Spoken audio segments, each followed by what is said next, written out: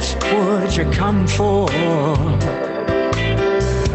So that I could serenade you, yeah. I take you to the country, I'll take you to the shore, show you to my garden, yeah, 'cause I know you'll make it grow. If you just let me serenade you, you know that's what you come for. Whoa, so that I could serenade you. Whoa.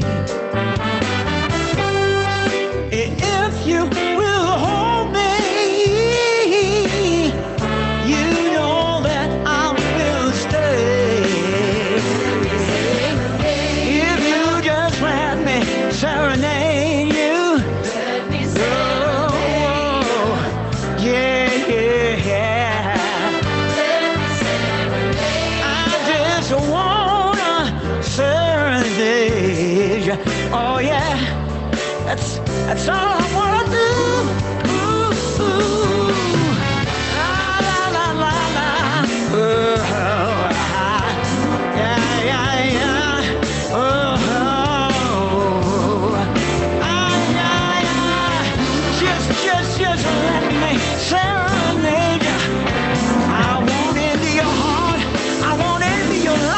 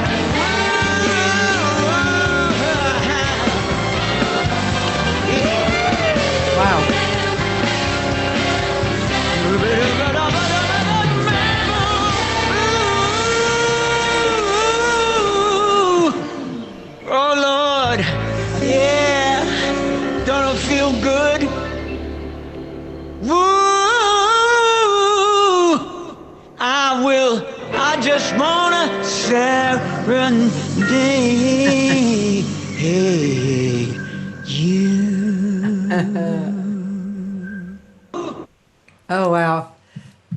That's great. That is I just wanna serenade you. Hey, are you awake? I know how hard it can be.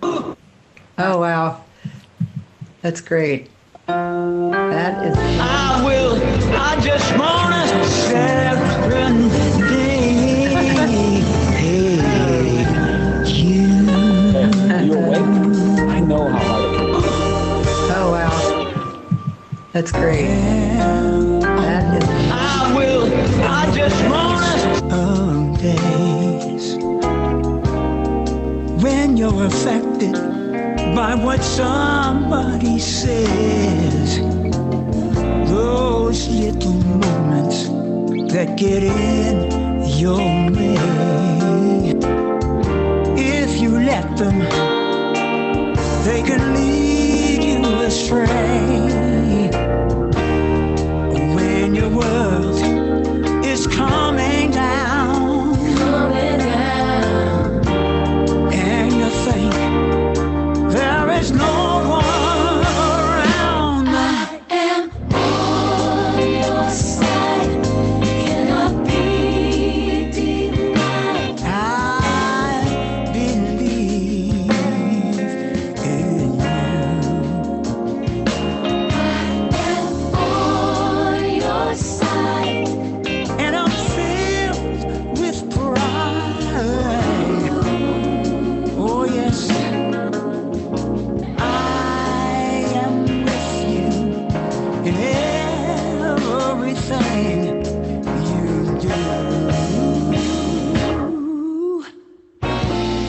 And there are people who will swear they have good intentions when they leave you all sad. Oh, those people selling free advice. So you listen and you pay the price. And now your world is coming down. Coming down.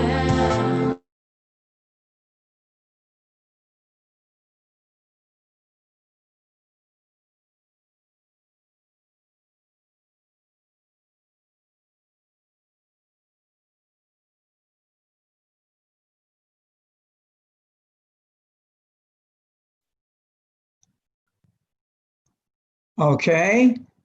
I don't hear any audio, and I said join the meeting with audio. And it says, hi. And so now it is, how do I? Okay, you're fine. We are. Okay. Always something interesting. Hi. And what I've learned is, You're in. so that I don't look like I'm going to turn down the music and we're going to talk. I'm going to look, instead of looking at myself or looking at you, I'm looking at the camera. Yes. As a result, you should see me looking at you. Yes. Hi. And it's so weird because I can't look at your face. You can hang up the phone. Or I won't be looking at you anymore. Oh, I'm going to get off the phone. Duh. I know it's, technology can be challenging, right? So I'm just getting my stuff together here. Wow. Let's see. I am, yeah, man. Hi, everybody. Just, getting my stuff together. Sometimes it's challenging. Hi. Hi. How are you? I'm real good, I'm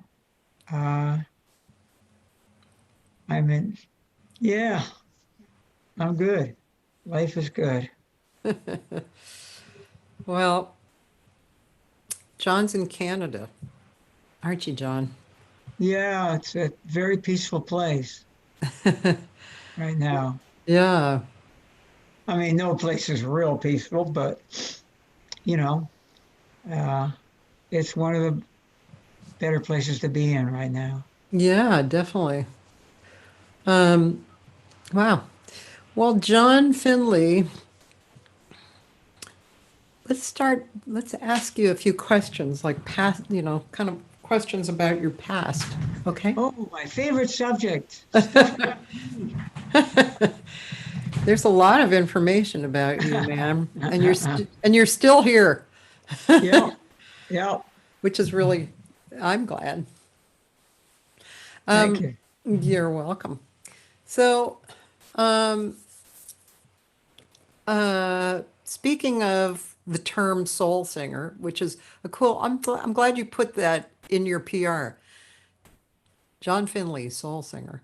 I'm really glad because it really, it pops out, and even though you bring in other things, it all kind of wraps up into that, doesn't it? Well, it's like there's so many different kinds of songs on the CD. And at one point there was conversation about are we spreading ourselves too wide? And my answer was, well, there's a thread that runs through it all that unifies it. And that is that I'm the same singer, whatever song I do. Yeah. And I relate back to something that Nancy Wilson once said. She was interviewed and she said, well, Nancy, are you a jazz singer or an R&B singer? What kind of singer are you?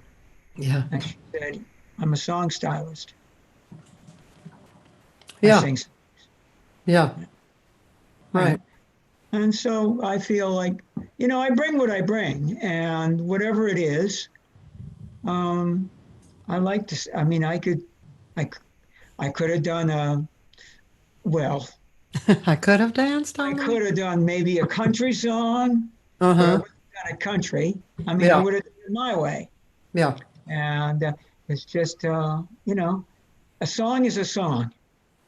And what I feel and who I am and my baggage, and that's what I bring to the song, I guess.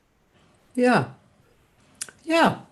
I just think, I just, I don't know. Somehow I really like, as, I mean, we live in a PR world, Yeah, along with doing the thing that we love and have to do. yeah, But I just want you to know, I really like that tag. yeah. Thank you. And yeah, it makes sense to me, because the roots of quote unquote soul, I guess, is what I carry into jazz and whatever else I do. Yeah. You've done a lot of gospel as well in your life Yeah, too, that's right? that's the bottom of it all. Yeah. Yeah. So I remember first, no, after I met you, and then I realized you had been in the group Rhinoceros.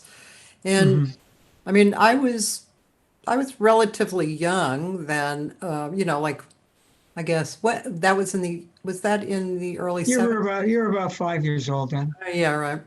Was that in the early 70s or the late 60s? late 60s. Late 60s. Yeah, Yeah, I mean so I was the group existed 68 through 70. okay. Yeah, so I was like something like wait a minute, 50. Yeah, so I was Yeah, about 15, 16, 17. So I yeah. was listening, but I wasn't fully aware yet. Um, Hmm. and then of course after that in the 70s I was aware, and then whoever had just been coming before was really in my awareness. And I remember Rhinoceros was like one of those bands that was, like Janis Joplin or something. It was a really strong band and really strong band and great music. And yeah, I was kind of blown away. It was like, oh my God, John Finley. He was the lead singer in Rhinoceros. Holy moly. It was really fun to realize that. Yeah, it was an experience, part of life, the lifelong school we belong to. Yeah, And I sure had there were interesting moments. yeah, I mean, just life all around the existence of the group and all those other things that it would lead to. yeah, yeah. So when you grew up here though, right? I grew up, my first 20 years were in Toronto, Canada. Oh, okay. And I was born in Toronto. And then around 20, the group I was in, we started spending a lot of time in New York. And we're in Ohio. We did some work in Philly. And that was the beginning of my US life. And then after that group was Rhinoceros, and that's when I basically moved to the US. And the younger version of your group, which I definitely want to play a little bit of the video. That was I I always forget the name of that because Rhinoceros is always John and Lee and the Checkmates. John and Lee and the Checkmates. Okay, everybody, Yeah. come on. John John and Lee. Yeah, John. And Lee. Lee Right. was the other singer. So there's a video I should have sent you. And it's real high quality as opposed to these kinescopes. And there is live footage of us on stage. Is this the And one on your website? yes, it's now on the website, I think. Yeah.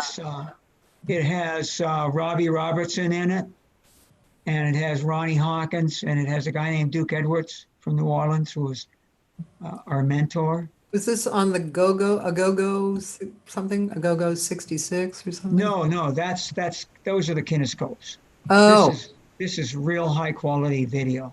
It Hmm. was it was done. Bravo Canada did a three night mini series on Yonge Street, which was the Strip in Toronto, and it was the center of the music, live music in Toronto in the 50s, 60s, 70s, Uh-huh. and it yeah.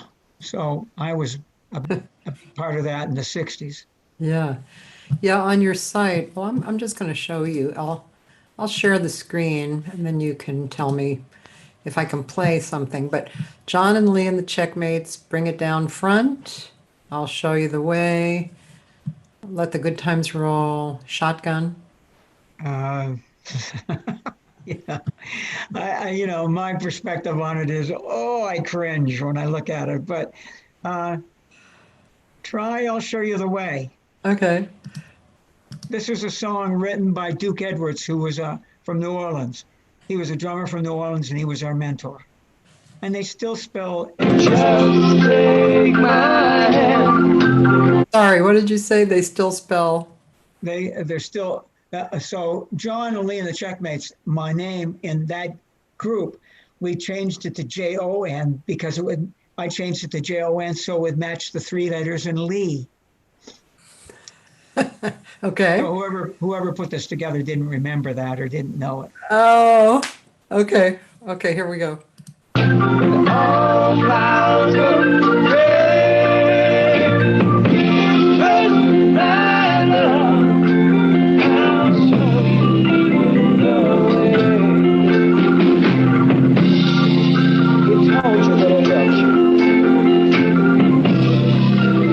You're so blue.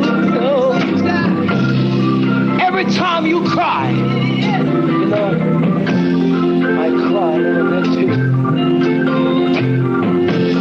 Perhaps I am no prince,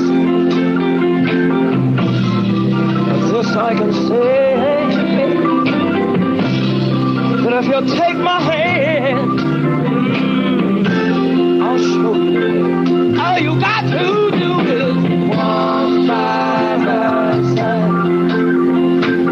Always stop. I'll be your light, and I'll show you true love. Just take my hand, and all down the way. Please trust my love, and I'll show you the way.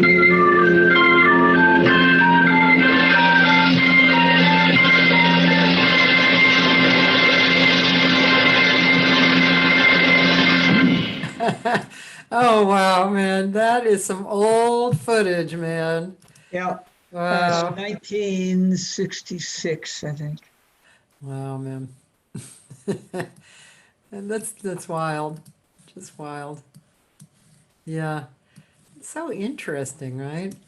I will retransfer you the other video so you have it. Oh, okay, cool. Um, yeah, so okay, so I'm getting a timeline here a little bit. So Yeah. you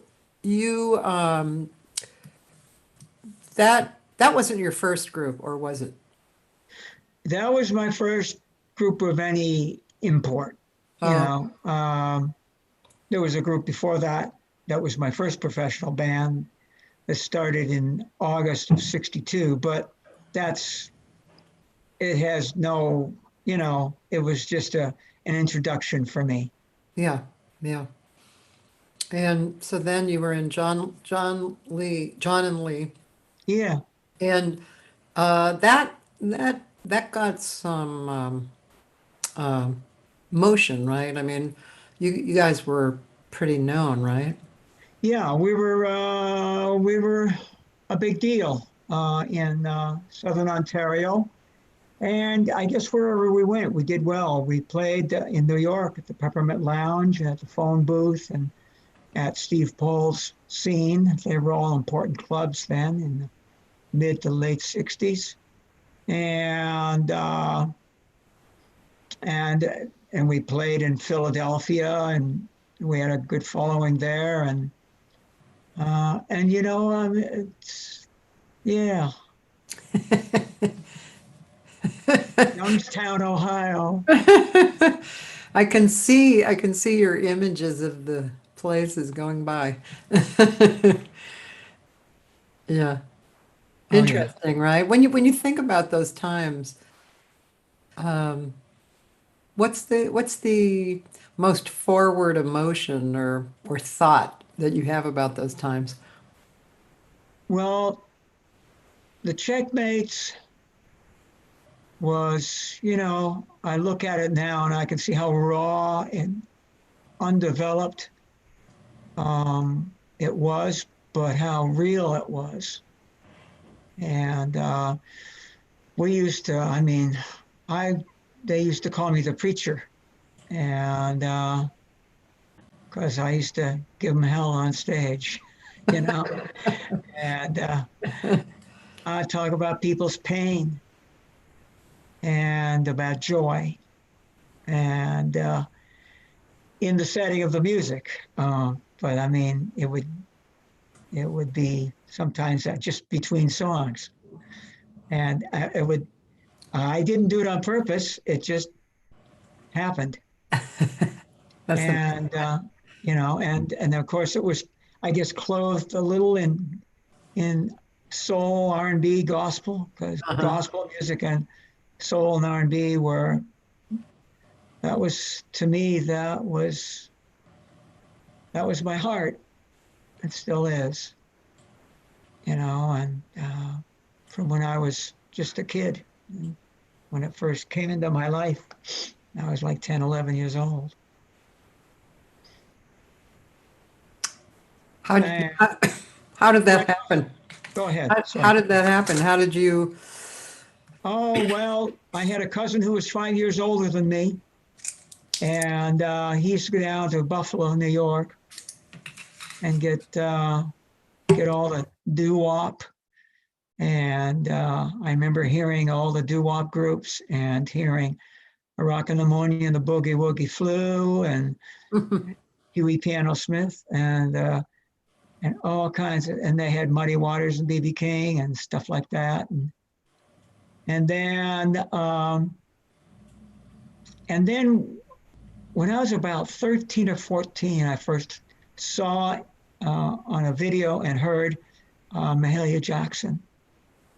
And sometimes it would be piano in B3. And it just killed me. And I was already, I mean, I didn't know what was this and what was that. I just knew what moved me. And as it turned out, what it was mostly was what would become soul music. And the roots of it is, of course, gospel. Yeah, yeah. Um, so then, so John and Lee, that style, there's a fine line between the style, excuse me, the style of that as far as not well, I guess in singing too, singing, looks, the culture, the reflection of the culture, and then rhinoceros. I don't know if did rhinoceros butt right up against that. Yeah, well, that thing ended Mm-hmm. in the fall of October of '67, and in November of '67, I got a call from Paul Rothchild, and Elektra was putting together a band, of what they thought were the best players that were available, that were around, people they knew. And so he gave me a call, said, come on down to LA. And I came down. It was like football tryouts. There were like 30 of us in a room. And I gather I was the second wave, part of the second wave. And I think two of them ended up in the group from the first wave, and another couple from the second wave, and then other people, the fifth, sixth, and seventh people that ended up in the final group came in towards the end of the second wave when we were starting to rehearse a little bit. And while I was away back in Canada for the first 2 months of '68, waiting for my work papers, Billy Mundy became the drummer. He was in the Mothers of Invention. Huh. And a bass player was brought in by Danny Weiss. They had been both in the Iron Butterfly. Huh. That's nice. And yeah, you know, it was an entirely different experience than the Checkmates. It was kind of, it was a bit of the big time, you know. It was Yeah. a U.S. label. It was the real deal. It was tour support and budgets and all that kind of stuff. Emotionally, it wasn't as real for me as the Checkmates. It wasn't church, Yeah, yeah, but it was good. yeah. Well, you must have felt, though, I can just imagine that you must have felt when you were singing, especially to live crowds, that because that was such a period of time that you were kind of preaching to people, right? Because in a way, because it was hippies, right? Hippies were listening and open, and so that must have definitely crossed over to you, right? I mean, that experience. Are you speaking of Rhinoceros? Yeah. Uh, yeah, in Rhinoceros,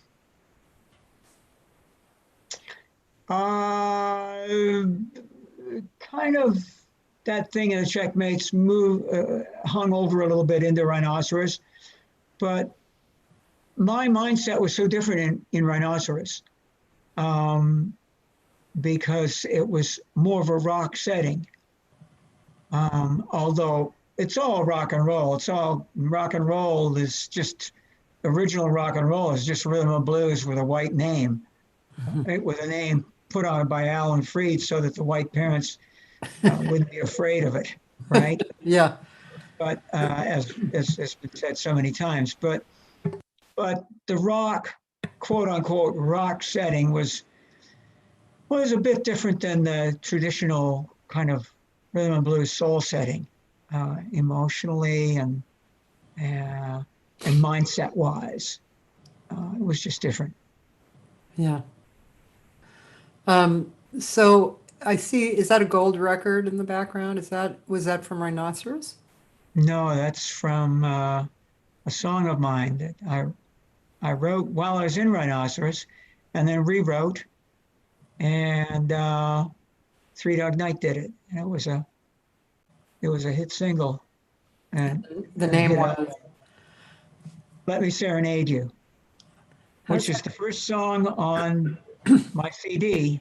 Oh, Done pretty differently than Three Dog, right. and of course Yeah. because they're different than I am, and I'm different than they are. So, Sing me the first line, would you? oh, I'm so self-conscious singing. Uh, I will serenade you all along the way. Um, Put me Okay. on stage or in a studio, I'm okay. Sounds great to me. Um, yeah, your singing is so cool. So, okay. So you were in, so I know Rhinoceros had, you don't have to go into all these details. You've told me details about the business part of what happened along the way. Oh yeah, It was kind yeah. of what's that word that kind of goes on? It means it goes on and it's kind of like wading through the stuff, right? Well, one thing I would say is people say when somebody gets a hit Yeah. and then you never hear from them again, they go, Oh, yeah. "What happened? How come they didn't have more hits?" The answer is not why didn't they have more hits? How could they even have one? It's a miracle hit. Yeah. It's like you're hitting the lotto, and to have two or three, oh my God! I mean, there's hundreds and thousands of people trying to have a hit. You know, many, many, many, very few, and very few. Yeah. So anyway, Well, that's why it's nice to have your priorities together, right? Your goals and priorities, which probably don't actually go, I want to hit. I want to be very famous. It's like, yeah, well, nah, it's why'd you get in music to start with? For the joy, yeah, for the feeling, yeah, and to share that. mm-hmm, right. So, um, so Rhinoceros went on, kind of went in and out, as I remember the story, right? Like, it was there really like kind of working for a little while, and then there was some business stuff that kind of made it kind of get out of that. Well, we had three albums on Electro, and I mean, it's funny, but Paul Rothschild really put the group together, and as opposed to somebody in the group, he was the leader of the band in a sense. But he was just the producer. What's he gonna? He's not gonna come on and be a part of us all the time and Yeah. make sure that we don't turn into a train wreck, Mm-hmm. which half we did. You know, group had amazing. I mean, it was a good band, but it had potential that it never realized. It was just it could have been. But like I said, it's a miracle when anything doesn't train wreck. Especially young kids. I mean, we're young and stupid. As stupid as we can be. Boys But just want to have fun. yeah, yeah. But I mean, mistakes were made, and everybody makes mistakes, and so we joined along with the everybody. Uh, So you made three albums mhm. and toured a lot, and then what happened after Rhinoceros? What you After Rhinoceros, there was I something moved. about. I'm, Sorry, there was something that I oh, remember about the ending of the group. What I can't remember some. How did the group end? well, it just kind of broke up, I guess. It kind of quietly went away. Okay. And it wasn't like big battles or anything. And a lot of the original people were no longer in the group, and some were, a few, and then it was just there was no new recordings, and so people got interests elsewhere. Okay. And then John Finley did.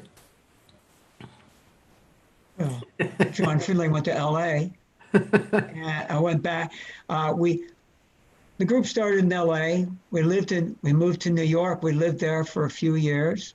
Mm-hmm. And then as the group was kind of dissolving, devolving, as a Devo would say, de-evolving, we moved up to Canada, and which was still had a lot of home because I was still young and hadn't been away that long. And then after that, then I mean, for me, I moved to LA to stay. and for 40 years. 40 years. Yeah. Did you was Mouse part of? The very end of Rhinoceros, Mouse was a part of it. Mouse lived in Oh, Toronto, and he played for about oh. 4 or 5, 6 months, and with the group until we broke up. So could you tell our audience who Mouse was exactly? Eric Johnson, Mouse Johnson. Uh-huh. I met him in the mid '60s. He was in a group called Eric Mercury, Diane Brooks, and the Soul Searchers. Huh.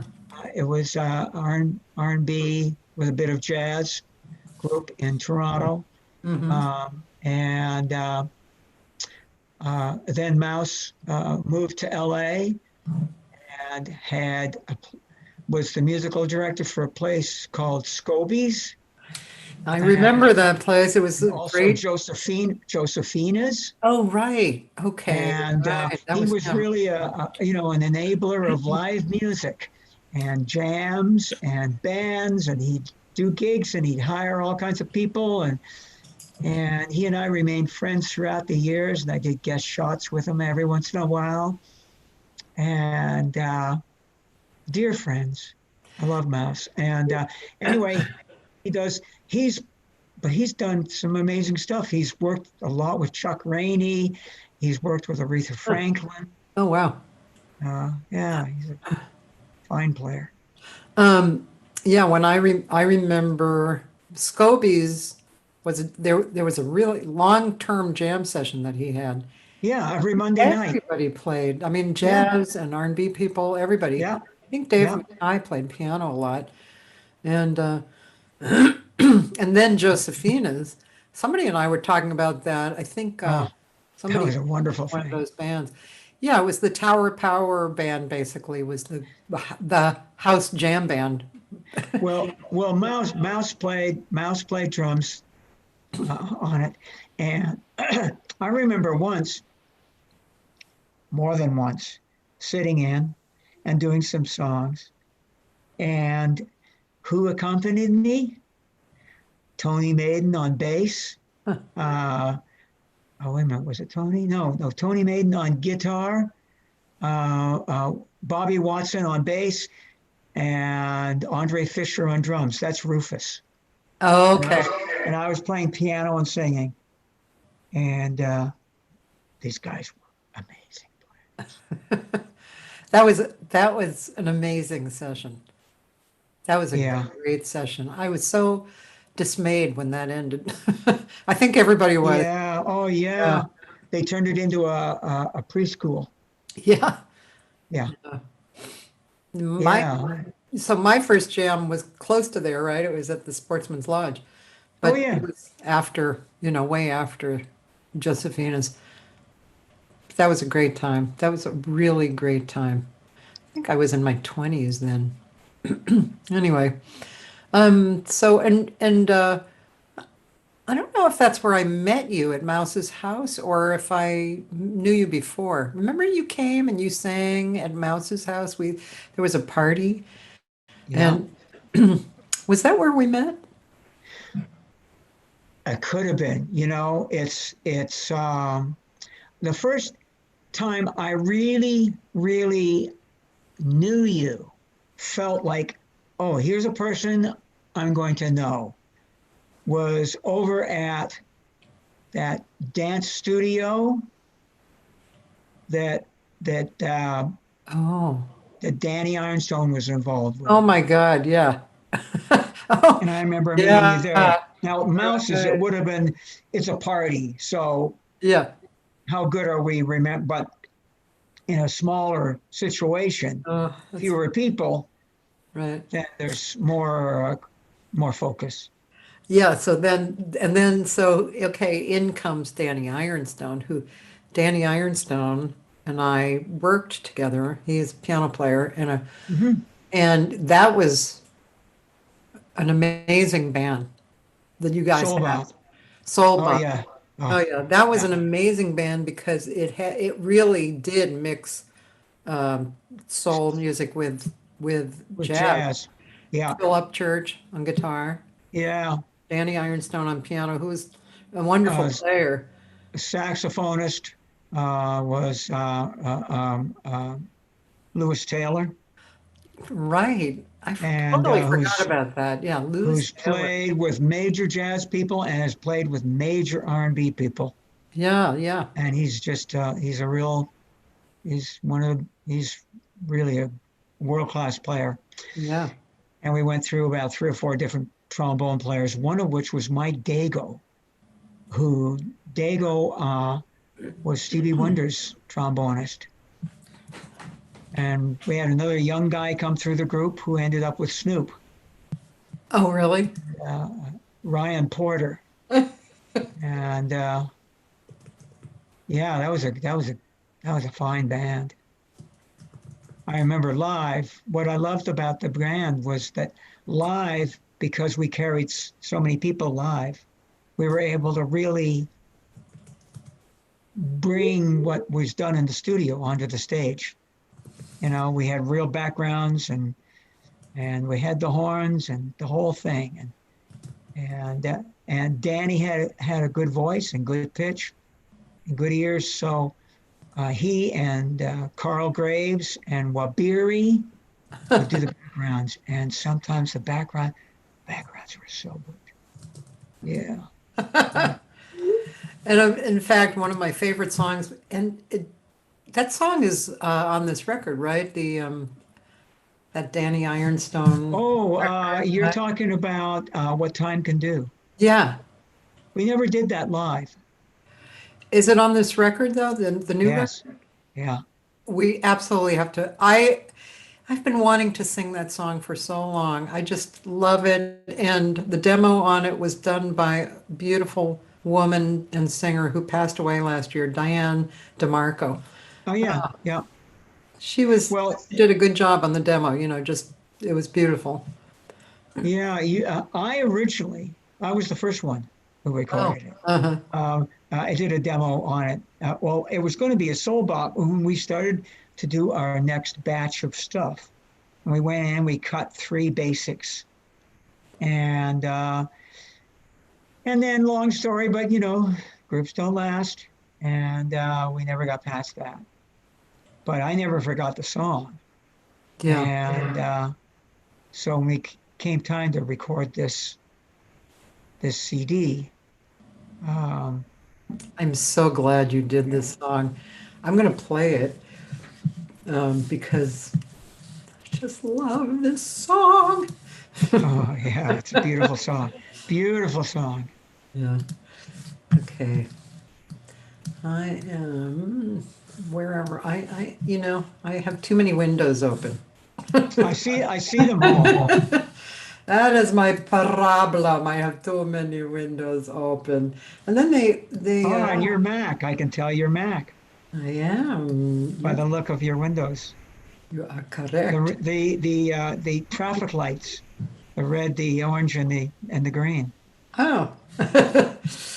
Let's see. Now, if I was, is it on YouTube or is it on your site? Or let's see. I actually have the record, but I'm not sure. I mean, if it was on YouTube, it'd be great. Is it? It's on Spotify. Okay. The songs are on Spotify. I mean, what's on my website are just 30-second teasers. Right. Let's see if I can bring it up on Spotify. That would be cool. Yeah. John Finley. I have a single coming out on Spotify on the Oh, 24th. good for you. Yeah. It's a remake of There it is. Make What Me time Want to do? More. Number 4. Okay. Here we go. Ladies and gentlemen.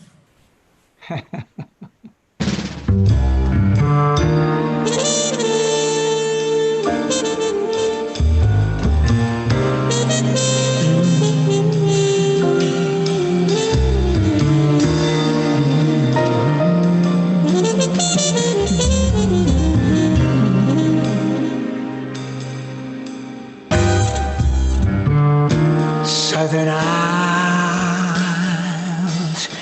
drift north to the pole. strange the things what time can do. Like turning roses into cold and wearing mountains down with dew. What time can do to me, to you.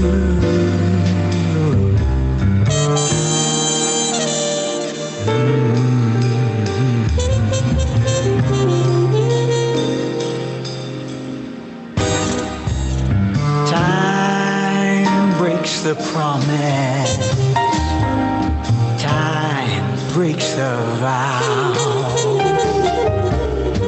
Time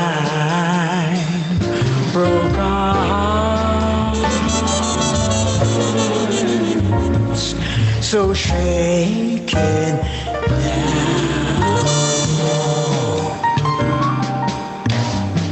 We're wondering if we both are ghosts,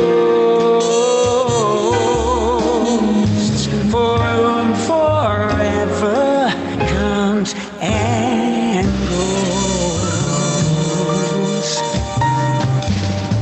What time can do to me, to you. What time can do to me, to you.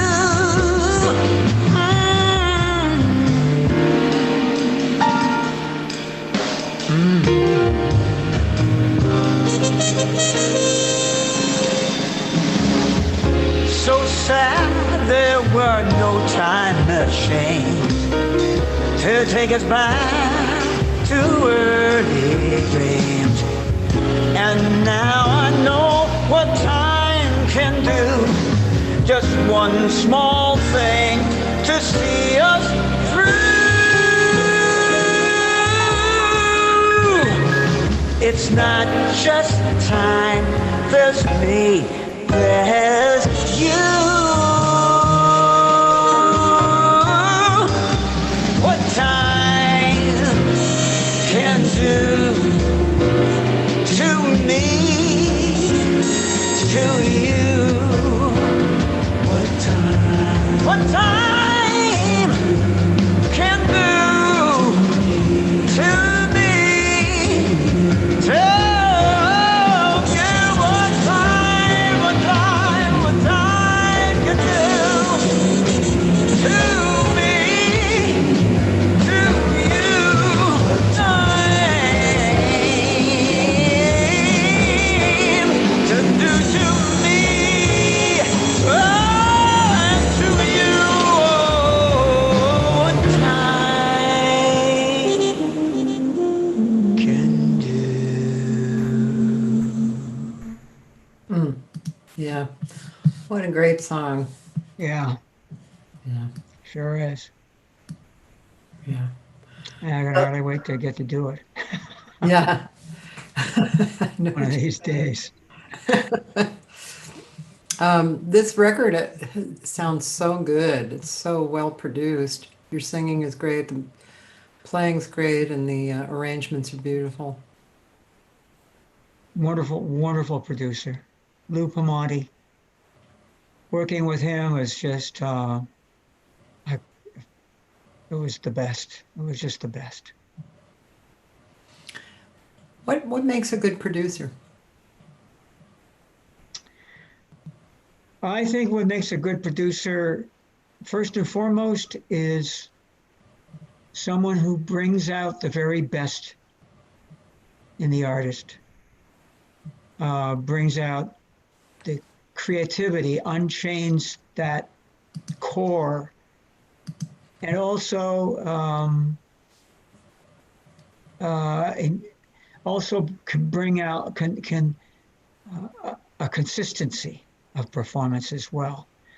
And I think that comes from um, a comfort level, uh, and comfort not to be confused with complacency. Challenge, but comfortable challenge. Yeah. And yeah. Yeah, there's a friend of mine, Cheryl Barnes, who's a wonderful singer. You need to meet her next time you come to LA. Um, um, she's a great singer. I've been a fan of hers since I met her, which was probably in the 80s. And a jazz singer, but she had sung classical. She had also sung R&B, like had a big career like early on, touring kind of as a pop R&B singer. Hmm. And anyway, she had this record that they worked on for 5 years because the producer, not only was he busy and stuff. Sorry, let me just get this phone so I can turn it off. Hold on. Yeah. There's so many things to think about before I do my show, and I need a big list. I have this comic, this cartoon that it's one of those. I forget that guy's name. He used to be like the big funny cartoonist, and it's this guy sitting on the edge of the bed, and there's a sign on the wall, and it says, "First pants, then shoes." I needed some kind of a sign like, okay, it's 11:30, go on Instagram, get your phones over on the table, all that stuff. But Yeah.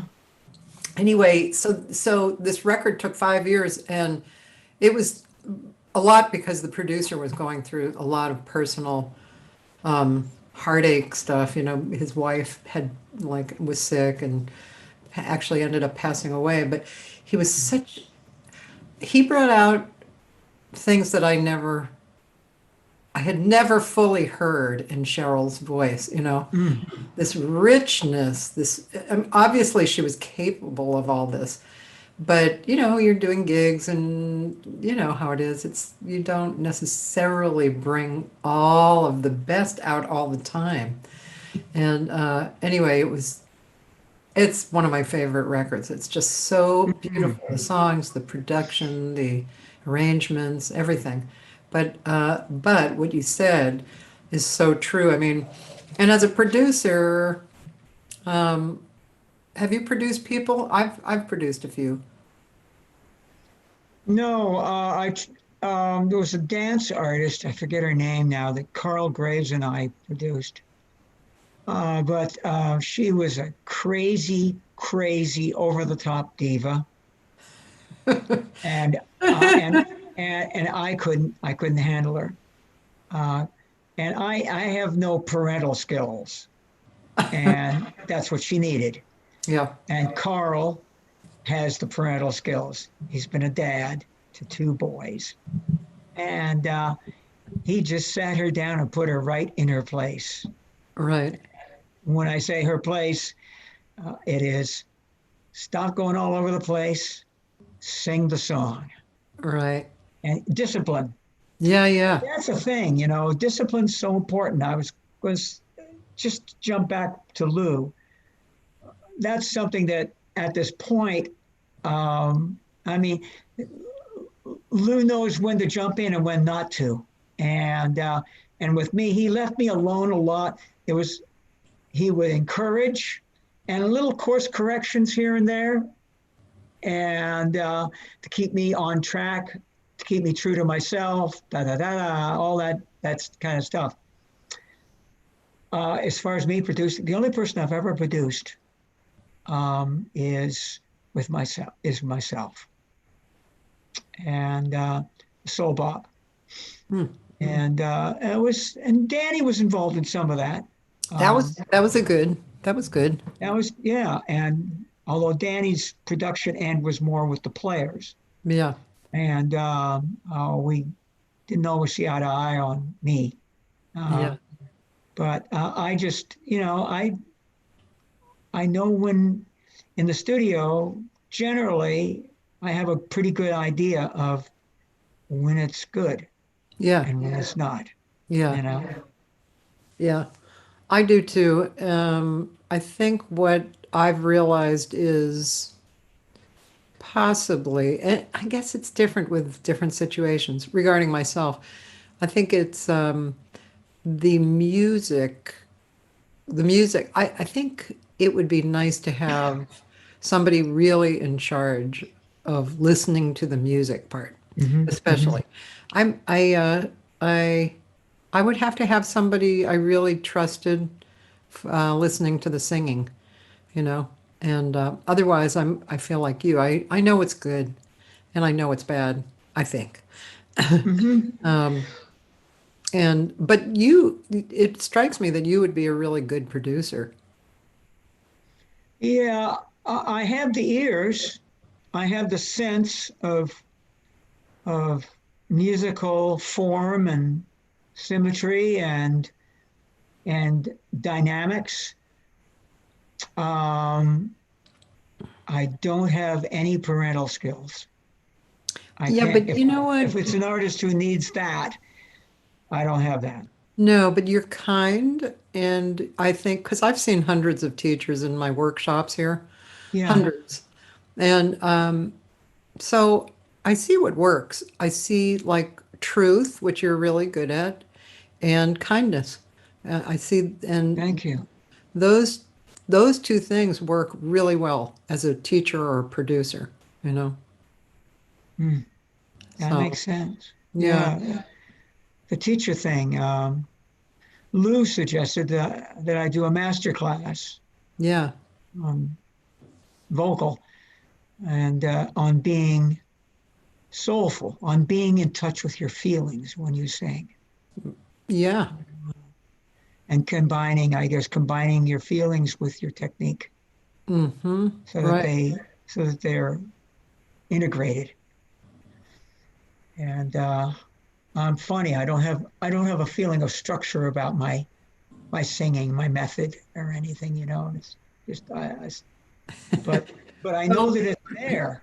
I know it's there, and I mean, oh, I'm okay, let me I'm be told it the is. you know, the troublemaker here.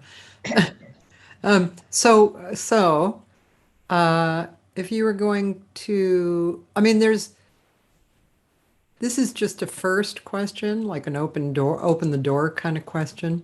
Yeah. But if you were going to tell me generally, like in a few sentences or a paragraph or something, how to start thinking about it. How do I start thinking about being soulful and, you know, connected to myself and portraying it well? Find out. It's a matter of who you really are. Find out what you've really loved, what moves you musically, and that's where you should go. Um, but you also need to be. I mean, music is two things. In music is the message and the language, and Wow. you That's you know great. Yeah, I and love you that. need to have both, Yeah. because if you go in without the language, then you're going to make a mess. Yeah. If you go in without the message, then it's going to be empty mechanics. It's going to be just mechanical. And if you're dealing with a medium that involves a lot of passion, heart, soul, and you go in without the message, it's you're going to suck, you know. And at the same time, if you go in without the language, you're going to make a fool of yourself. You gotta you're gonna and a few people might see past that, but we want to not only create value in content in from the heart, but we want to create beauty with our expression. Music is to be beautiful, you know, whether that beauty is angry or loving, joyful or sad. See, right there, you got your workshop right there, man. Thank you. Yesterday, I was talking to John DeVersa, who's a brilliantly wonderful musician and person. He had a lot of really beautiful things to say, and he was talking about, some of that as far as in the terms of balance. Also, he said something really cool. He said he felt like he was, how did he put it? I can't remember exactly, but that he was moving sound waves when he performed. Mhm. So he performed, and there were sound waves that he start by performing, Mhm. and it kind of reminded me a little bit of what you just said. There's beauty in everything. It's all like he was saying. It's all the same. It's no matter what we're doing, what we're hearing. It's life, right? And Mhm. the fact that we're singing or playing is just another arm to use to move those waves. You know, the unique thing about music, different than any of the other arts, is that how physical it is. I mean, dance is physical. I don't mean that in that Yeah, sense, yeah, but it is, you are creating sound waves, not just something to look at, but the actual physical wave of the sound is a physical experience for the body to have, not just the ear, but the whole being. right. Yeah, right. It's hitting us, right? Yeah, Which is yeah, why, especially yeah, why live music is so great. yeah. Oh, such a great insight by him. Yeah. Um, Yeah. do you Take feel, care. Oh, can I say one please? last thing about that? Yeah. Another thing I would say in a class would be you must take care of your voice and fearlessly, but take care of your voice. And you can't turn up the volume. And the last thing is, I've had people say to me, well, just turn up your monitor. If your monitors are loud enough, the band won't drown you out. Well, that's true. But if everything's so loud, there's one thing, I won't be able to hear my heart. And to me, that's, I mean, it's, you gotta listen, you gotta be able to listen to your heart when you sing. And if it's so loud, you can't hear it. Your heart doesn't shout like that. Your heart doesn't play at a 10 volume, 140 dB. Just saying, just I'm saying. just saying, man. Yeah.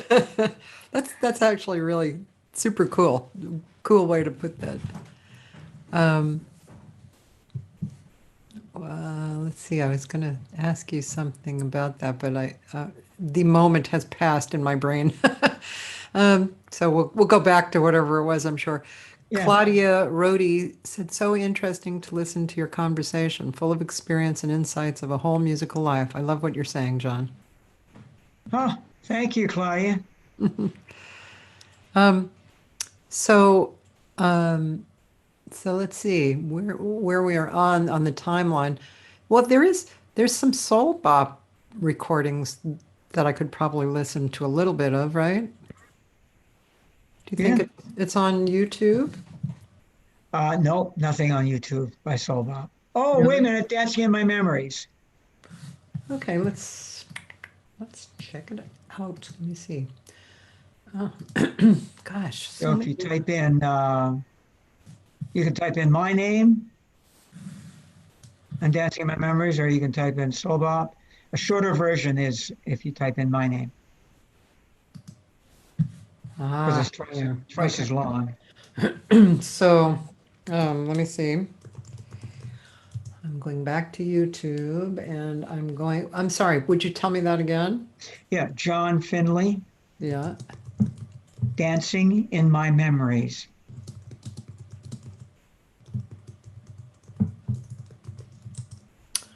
Okay.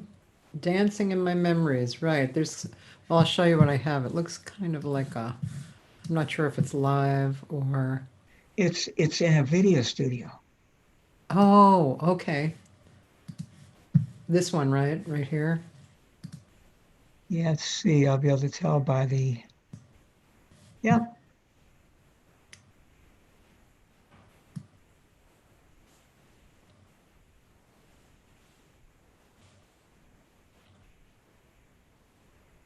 Yep, there it is. Okay. Within my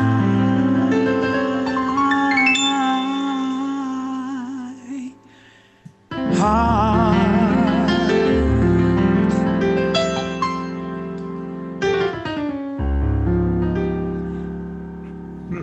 a song began.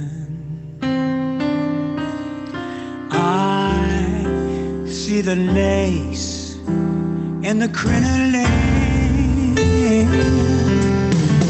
and gaily play the violin.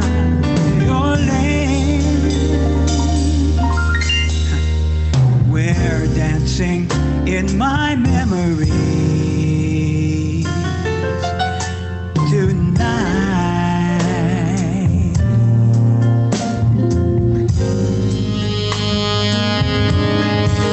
I look into a glass of wine. I see your face so close to mine.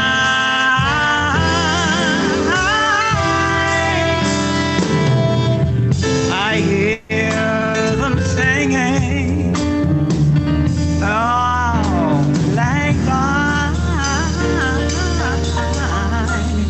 We're dancing in my memory tonight.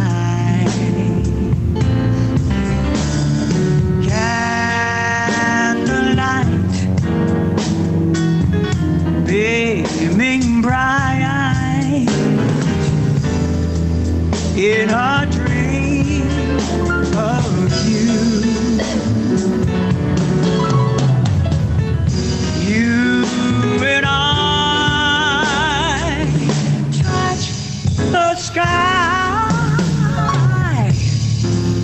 so in love we do.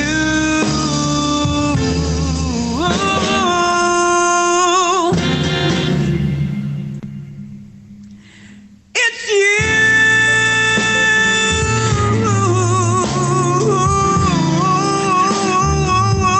my love, that I recall.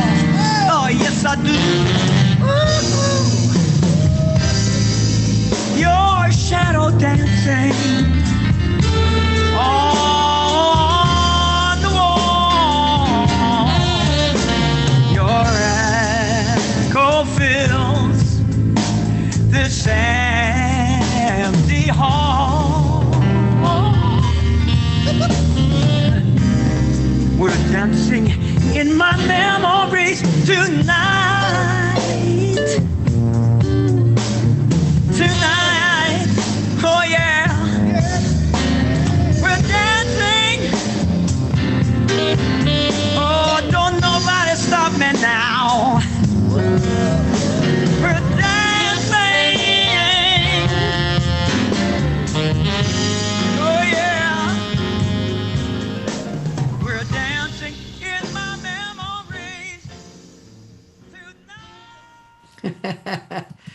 Yeah, man. That's you. That is. Cool. Cool.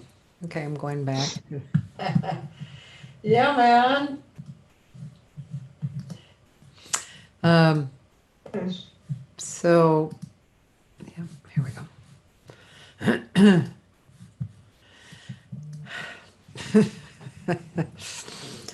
Uh, yep, Claudia got goosebumps. Ah. Oh, Louis Van Taylor. I messaged him. He's here. Oh, great. Hi, Lewis. Been a while probably since you've seen him, Uh, right? it's beg your pardon? Been a while since you've seen him. Yeah, I spoke with him not that long ago, though. I spoke with him back a few months back, uh, since the shutdown, and we had a nice chat on the phone. Yeah, he's one of the many souls. Well, a lot of people I don't miss, but there's whole bunch I do. He's definitely one of them. And Louis is one. Oh yeah, Yeah. yeah, yeah. He was a good hang and a beautiful musician. Yeah. Nice smile. Yeah, and a fun So, guy. let's see. So after Soul Bop, what happened after Soul Bop for you? Well, let's see. Our last gig was Thanksgiving 2008. Mm-hmm. And in fact, I have the right, if I get there, right there is the Uh-huh. plaque. Yeah. And um,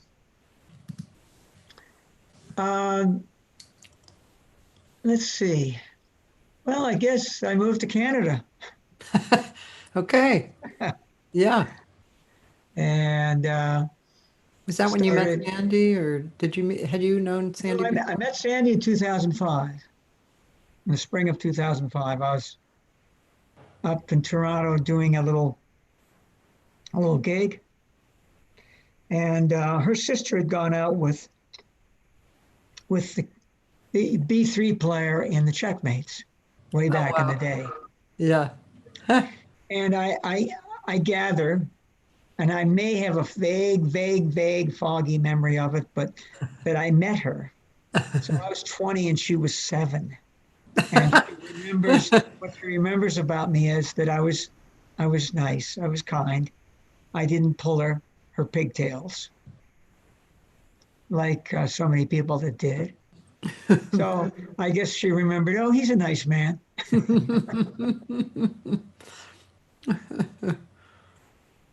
So she was And she was a lot older than 7 when you re-met. oh yeah, yeah, um, yeah. Let's see. Well, I was 50. I was 60. I was 60, and she was 47. And yeah, she had become aware of me, which is why she was there. I mean, besides the keyboard player, he was on the gig. But she had seen who had been our road manager back then, had Super 8s of us, videos of us performing live. And she knew him through sports. And they got talking and somehow got around to music and somehow got around to, oh my God, they had this common ground. He had been the Checkmates roadie, and her sister had gone out with one of the guys. And so he said, I've got videos of them live at their place that was their home. And she saw them, and she was interested in seeing Michael, keyboardist, but also she wanted to meet me, and she thought it'd be cool to see me and see how So she came out to the thing, and you want to hear a romantic story? Shall I tell her a Sure. romantic story? So she came and she saw me. I was on stage. We just did 2 tunes. And man, I was doing church that night.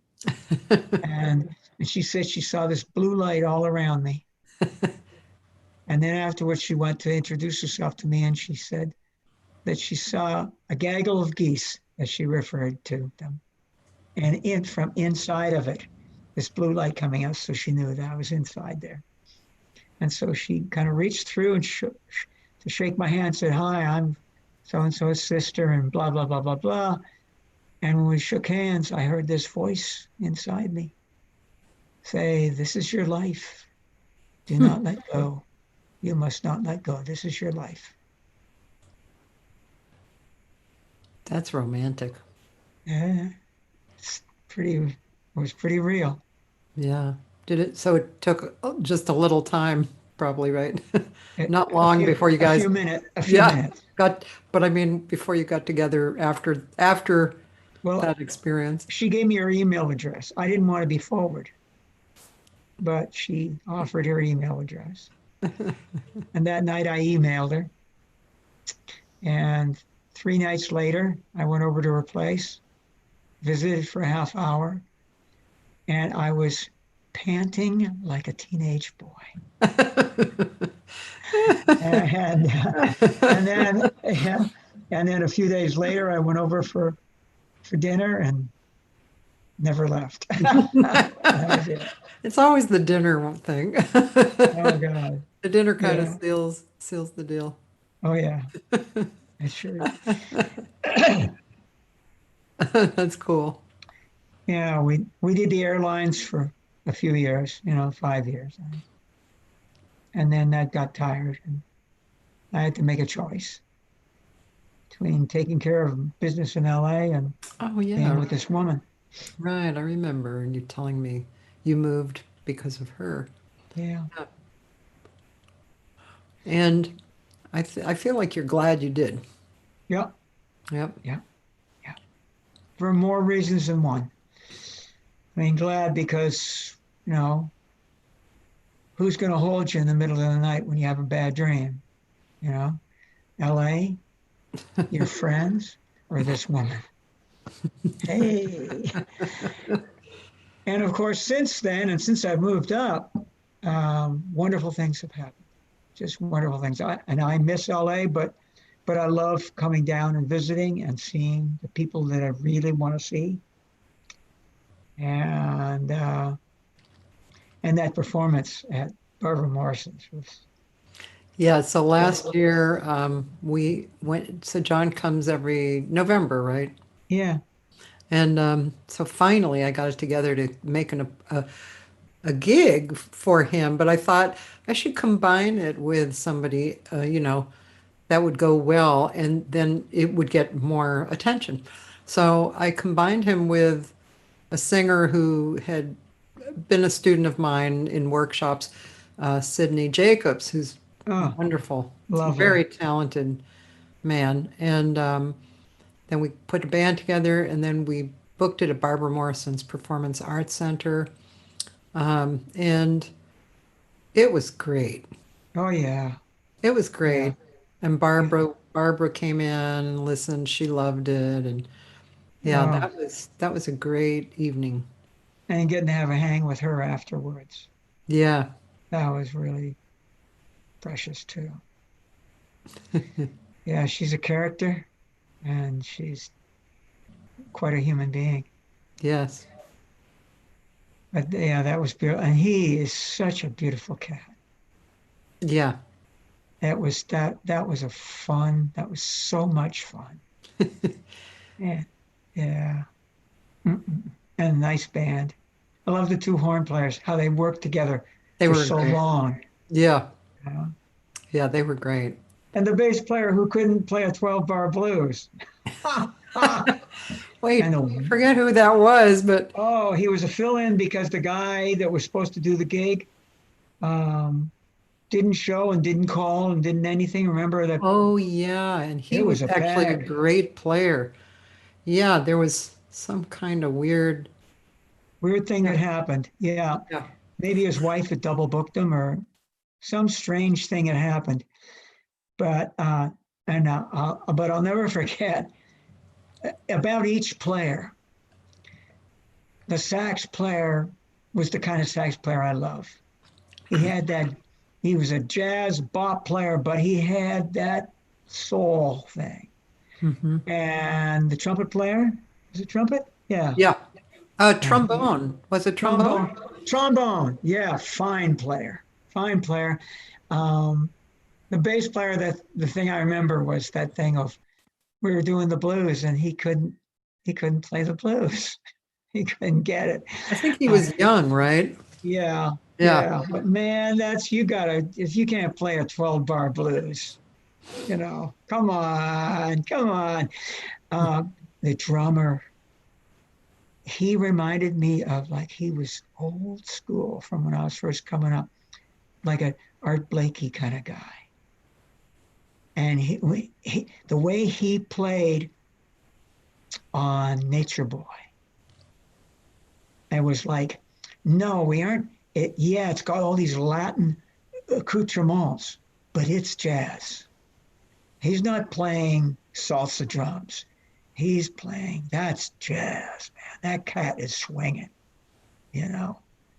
And the other thing amazing was that he's also that old school of, you got to show me what you got before I smile and say hi. Yeah.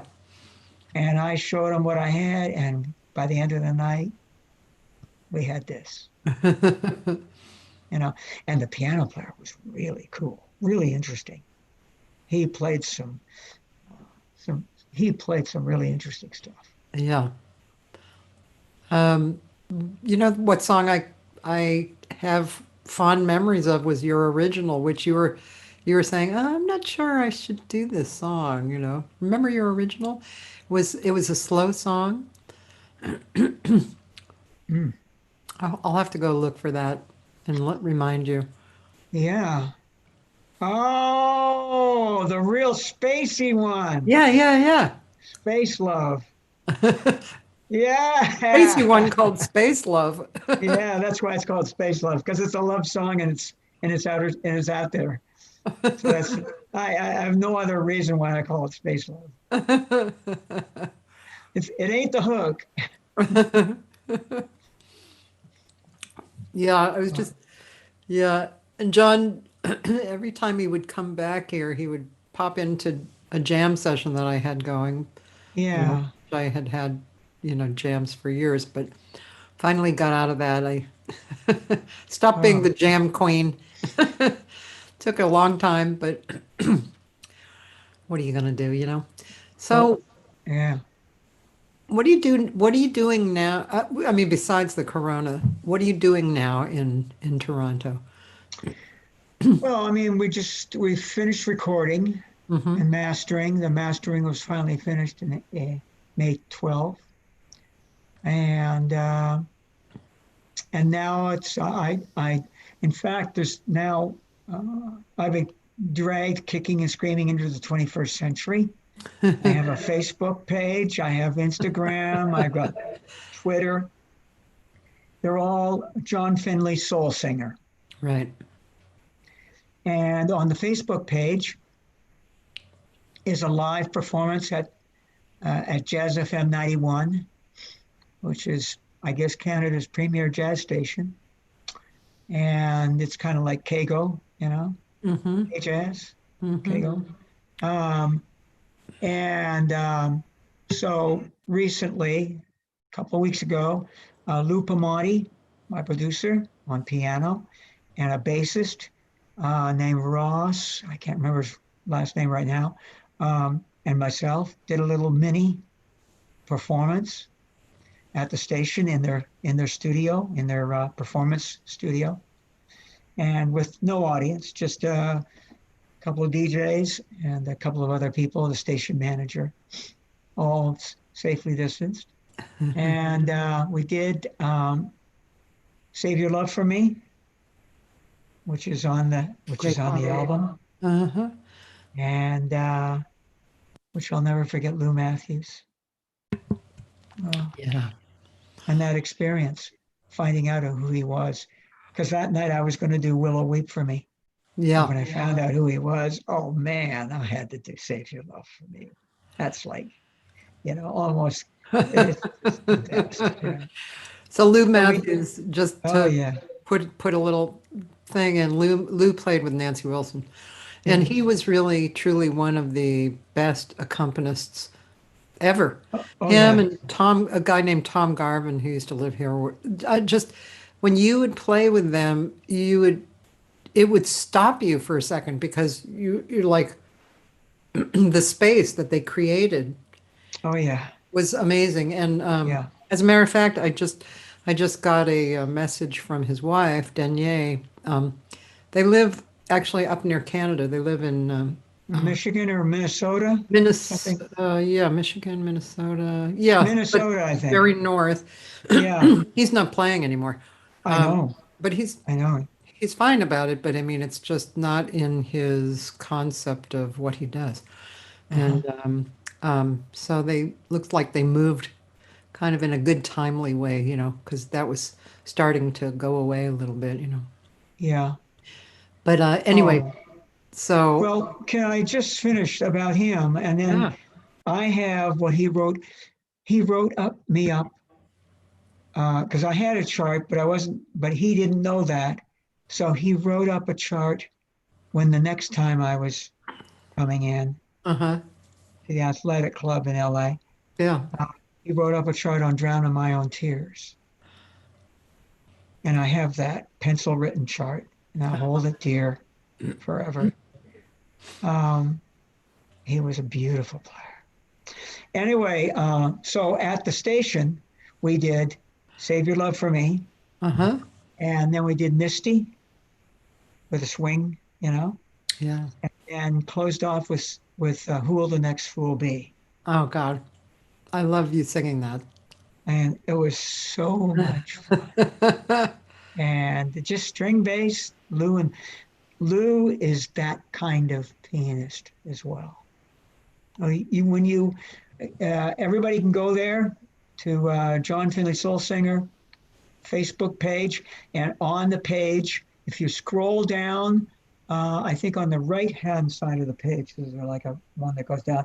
You go down, it's a little ways down now because a lot of stuff has happened since then, but you'll see it's a little live thing. You'll see figures moving. It isn't a picture. And so get in there and hit the thing to make it full page, and then it'll take up most of the Facebook page, and then hit it again, it'll take up your whole screen. And Lou, and I tell you, he is a true amazing accompanist, like Lou Matthews. He puts those spaces in, and he puts those notes in that make you fly. You know? I'm gonna have to bring it up. I'm gonna have Oh to bring yeah. it up, John, man, because how you're describing it is too luscious. Oh, it's lovely. It's lovely. Yeah, I'm bring it up while we're talking. Oh, So, go to Who Will the Next Fool Be? Because nobody's quite heard it this way. It's a little different. now are you talking about on your Facebook page or? Yeah, Yeah, yeah. okay. Okay, so John Finley Soul Singer, that's what I want. Oh wow. Let's see. Hold on. John Finley Soul Singer, there you are. So See? go down about 2/3, halfway down the whole thing. You can scroll it Yeah. to halfway down through the performance. Is it not this one, right? Nope, no, that's just a picture. Keep going. I love this picture of you, by the way. Oh, you know what? That's the first time I've seen that picture. I love this. And the one that I posted, the one of you well, this one right here, the on Yeah. your that's such a great picture of you, man. This one. Wow. Okay. It's coming. It may not be on. I have to go slow, a little bit slow. Here we go. We're still moving. There it is. Right There here. it is. Right there. Okay. So yeah, full screen it. Hi, everybody. Okay, John now Finley you can full here. screen it again Okay. over there. And then you get the full page. And Yeah. then, do you want me to And go then move it left? to about half, right to about there. I think you'll. Okay, go back just about a minute. Tell me Yeah. who About there? Okay. wrote it. He was the first one that recorded it. Behind closed doors. Yeah. Behind closed. But he was a soul guy first, right? And He then he went was. into country. He was. Charlie he was Rich wrote it. You know, he. Charlie Rich wrote it? Yeah.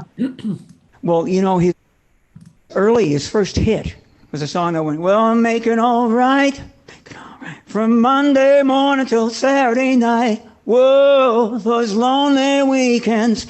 And, you know, he sang it like he listened to sax players, like the guy on Honky Tonk, you know. Yeah. He loved that stuff. Okay, here it comes. Yeah. All right. So it is 3 o'clock in the morning.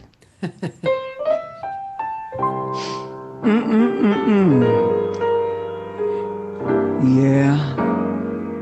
And all the cute stuff, the sweet stuff is gone. And what's left? It's the truth. After you get rid of me, tell me who will the next fool be? I know, oh, I know. There's things about you, oh, they'd like to know.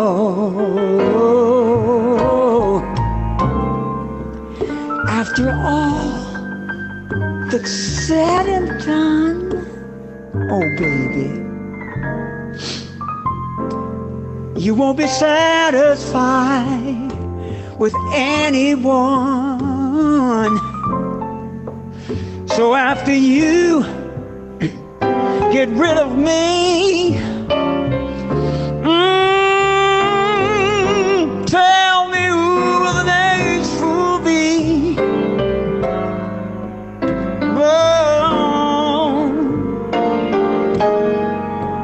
Will he believe all of those lies with your pretty little face and be like me with tears in his eyes? Oh, I know, oh, I know. The things about you, oh, I want them to know, yeah. After all that's said and done,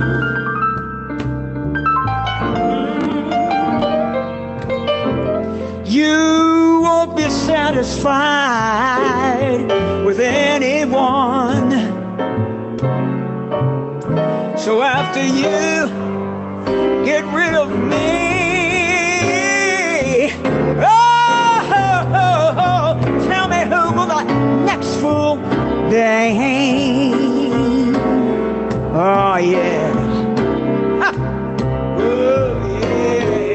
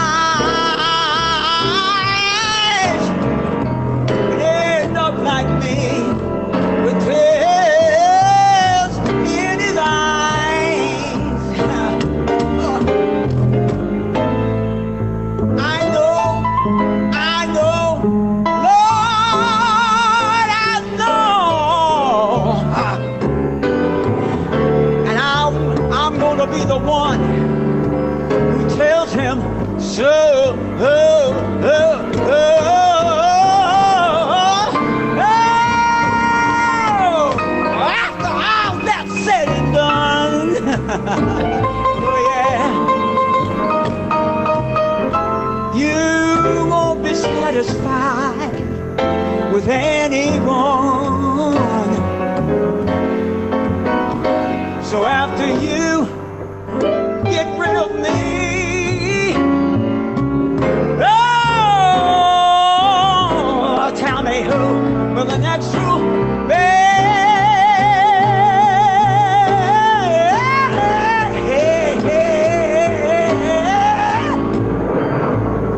After you get rid of me, baby.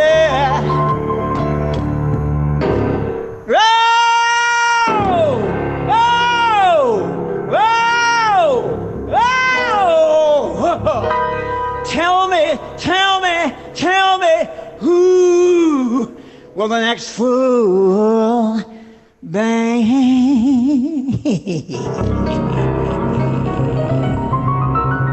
Oh, yeah. John Finley. Oh, it's going to be all right now. John Finley. All right. John Finley is in the... Wow. Oh, we can. There you are. Yep, you sure can sing. I sure love to sing.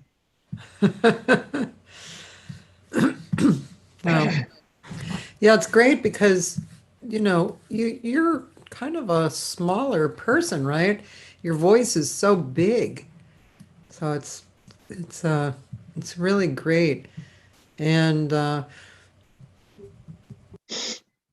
there's something cool too for me personally being, I don't know, maybe a singing teacher or singer or thinking about the inside of the body.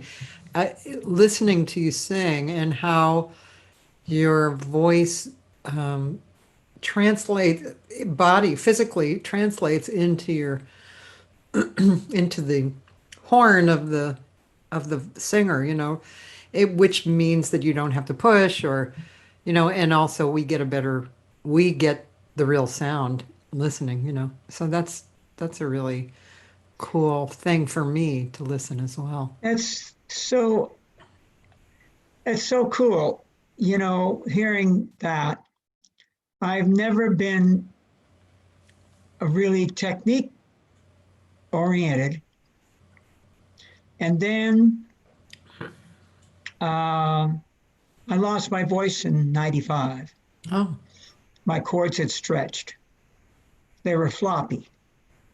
And that comes from abuse. And so singing hard and singing wrong, I guess, singing hard when trying to do what you ain't got or something. So I went to a speech pathologist. I went to an ENT guy. He showed me that I had to slam them to get them to touch my cords. wow.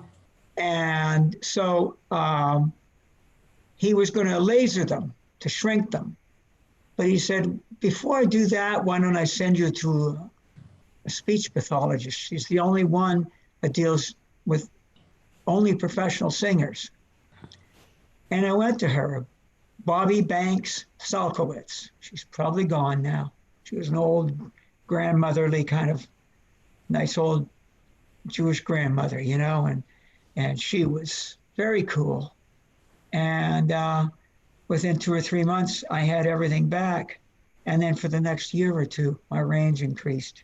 Oh. And I've got the range now that I had when I was 25 years old because of her. Cool. And so anyway, I somehow, though, in the last 5 years, I've learned to do something. And I don't know what it is, but I got told by Carl Graves, who does some teaching too, that it's that I've learned how to go up in my head, but use the power of my chest. But I do it up here. I know I go up here. When I go up here for high notes, all of a sudden high notes aren't hard work. Right. Yeah, the voice is a really interesting instrument, and when you find what works, how it works really well, It's very exciting and feels great, and it sounds great, and you can hear it in the from the audience point of view. Even if you don't, if you don't know exactly the technical part, you feel it, you hear it. It sounds good. It's easy to listen to, and and then I'm not even talking about the emotional part, but it's nice to practice the technique and then use the emotion to arrive there. It's kind of like Yeah. your idea of message. What did you say? The Oh, message message and and language. Well, of message and course. language. Yeah, So there's three parts. There's message, there's language, and there's technique, I guess. yeah, yeah, yeah. And it's really interesting. You really have to look around to see because it's a very mental process first, right? Like when you lost your voice, you had to really think about what you were doing probably. And then there's a feeling associated with it. And then there's at the moment that you're working on that you're producing the sound, and then after that moment there's also a feeling that you relate to, this is right or this is wrong. So yeah, but it sounds really great. And again, like there's a singer, did you ever know Paulette Williams from Sea Wind? No, but I remember seeing Sea Wind way back. Yeah, they were really good and unique. Very unique, kind of soulful and rhythmic, and but almost in the beginning when I first started seeing them, they reminded me of Weather Report. Harmonically really amazing, but also rhythmically, and Williams, Paulette, I think it was Paulette. I should find her too. I think she's in Santa Barbara, but a smaller person, huge voice, great singer, and I think that even makes it even kind of more appealing, because it's just this presence comes out of you, and Well, it's it just really a great thing. speaks to the spirituality of music, Yes, I yes, think. yes, It's not the size of your body, it's your life force and your intent, yeah, the Japanese word ichinen, and it's kind of the focus of your life force. yeah, yeah, yeah, yeah. Focus.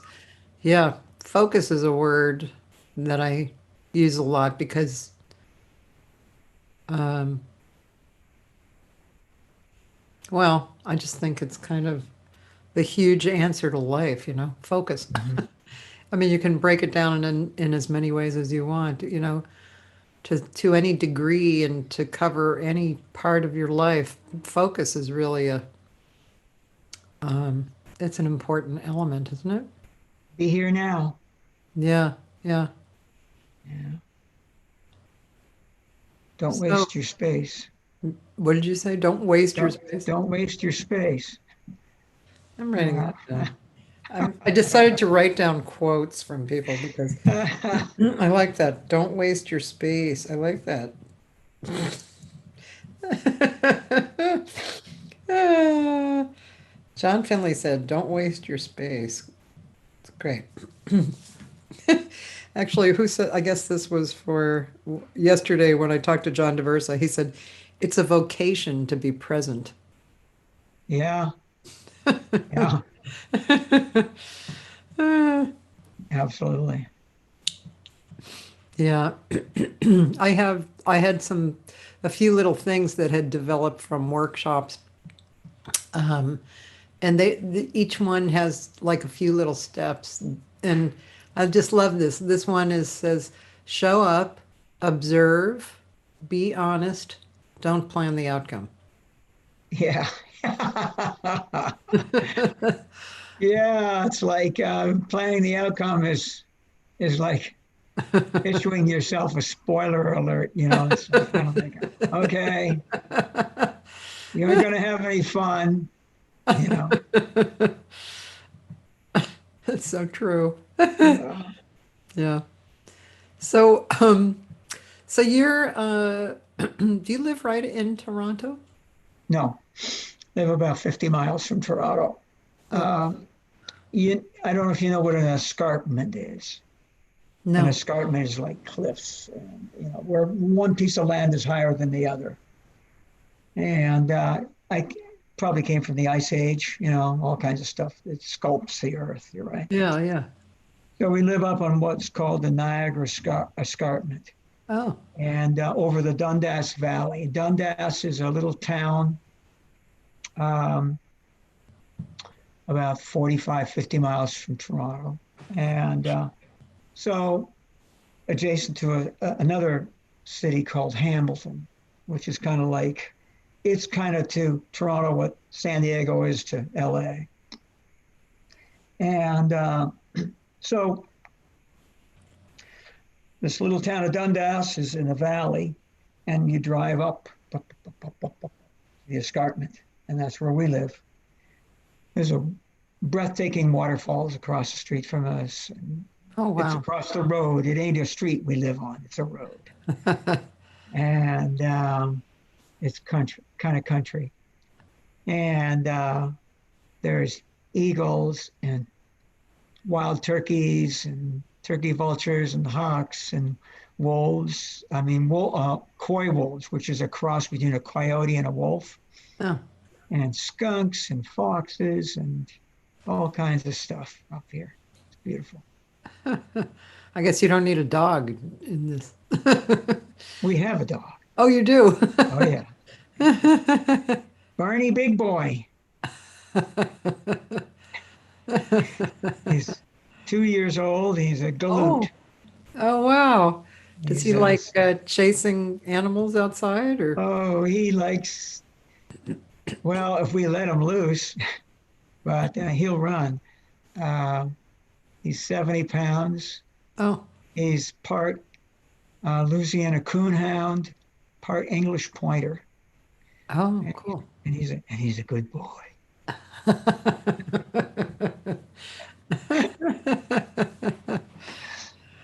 So, Uh, do you find yourself these days, do you find yourself writing or been doing some writing. The last few weeks, I've been distracted by the release, which has been coming out in dribs and drabs. Although, hold on one second. yep,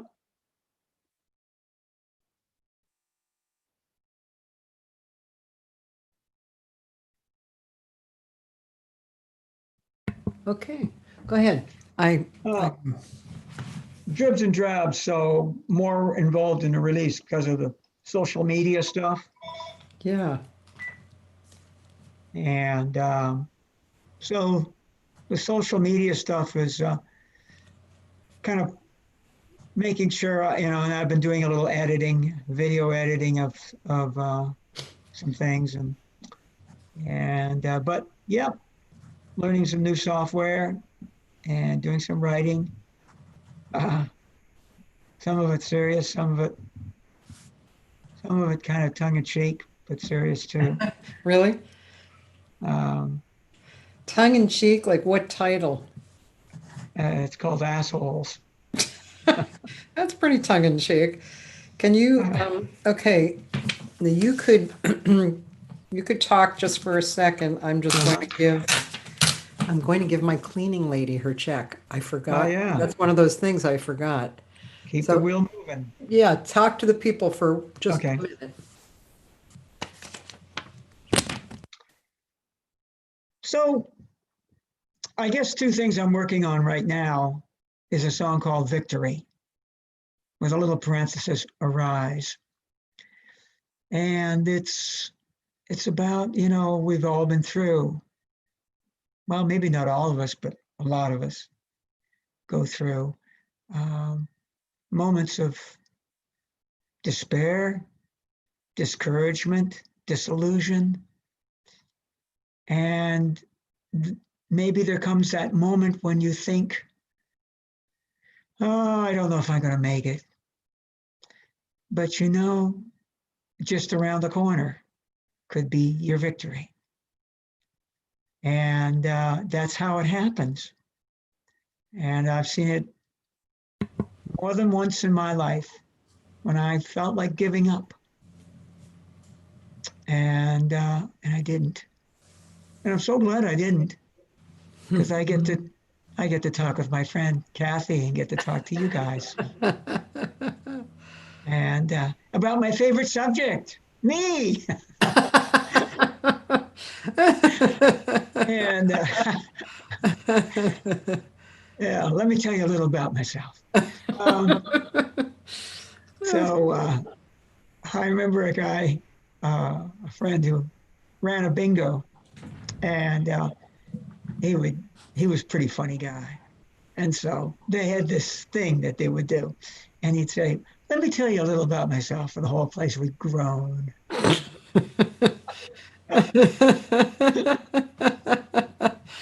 Anyway, so that's what victory is about. Victory is really about winning over yourself, and when you think it's time to give up, that's when it's time to not give up, because therein lies the victory. So that's the one song, and the other one, as I said to Cathy, is called "Assholes," and it goes between being. I mean, it has a very serious, without spoiler alert, it has a very serious ending. It's a real social statement. But on the way to the social statement, it has also a 12-year-old boy stuff in it. So, and maybe somebody will dare put it out someday. You know, I bet you were a funny 12-year-old boy. I was so oversensitive and serious. Seriously? Very. Wow. Yeah. That's hard to even imagine. So many guys wanted to kill me Because I learned now from a couple of them that weren't out to kill me, but they knew me and they saw the whole thing unfolding. That I was so sensitive, I made people very uncomfortable. Guys, yeah. you know, and not when I was 12, but when I was 12, I had some of that happening. But the big thing when I was 12 was how much I was in love with music. Music was everything.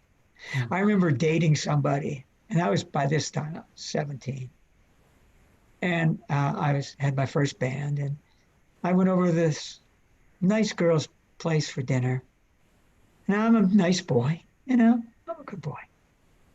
I go over and I meet her dad and her mom. Her dad's a character, but I drove them crazy because all I wanted to talk about was music. Come on, there must be something else. No. Well, later in life, I learned about culture and film and politics and all that stuff, but it wasn't time for that then. It was just time for nothing but music. Well, John Finley, it's been about 2 hours. Oh boy, time flies. I know. It's been really fun. Great conversation.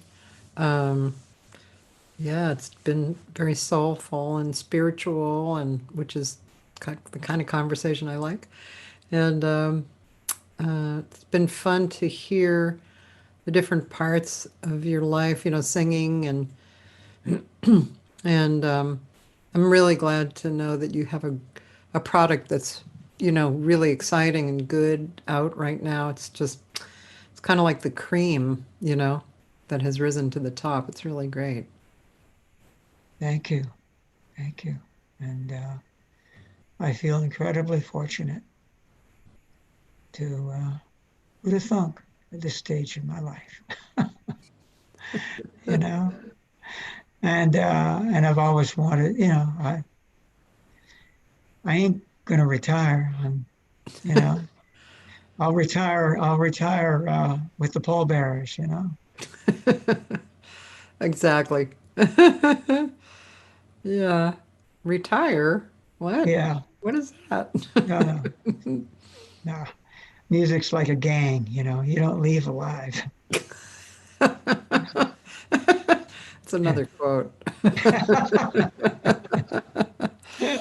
Well, thank you. Thanks, John. Thank you, Kathy. It's Nice seeing you. really fun and beautiful. Yeah, yeah. Um, I'm just going to tell people that tomorrow Iona Morris is on, who's been an actress since she was born. Her father was, I think Greg was his first name, Greg Morris. He was the black actor on Mission Impossible, the original. Oh yeah, yeah. Yeah, and she got into acting very young and continued.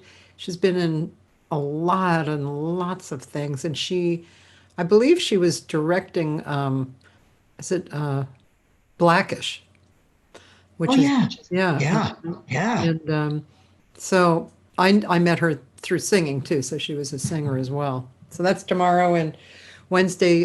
Judy Rafat from Germany, was whose mentor was Dizzy Gillespie, and she's a really nice lady. She has a podcast in Germany. And Thursday's my day off. I'm going to the beach, just for anyone who wants to know, with my grandchildren, Uh, where I can go to the beach with them. That's okay because there's space around us. And Randy Crenshaw, who is a great and longtime studio singer here in LA, he's going to be on Friday. Saturday, Bobby Shue. I don't know if you know him. Bobby Shue. He's really famous in jazz education. rings a bell. Yeah, he's a jazz trumpet player. He's a Yeah. really famous player, and also in education, he's really big.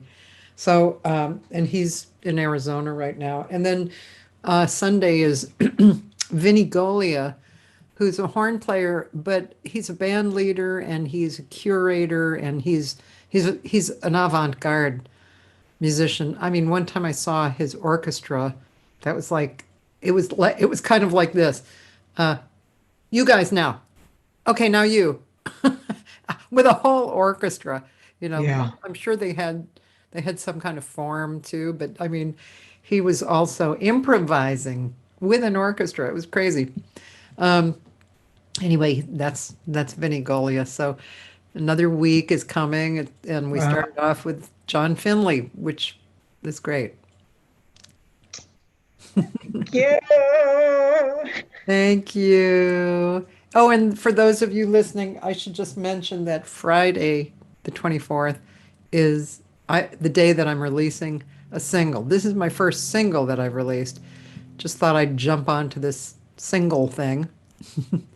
And it's one of my favorite songs from one of my Desert Island records, What's Going On, from Marvin Gaye. And this is Inner City Blues, Make Me Want to Holler.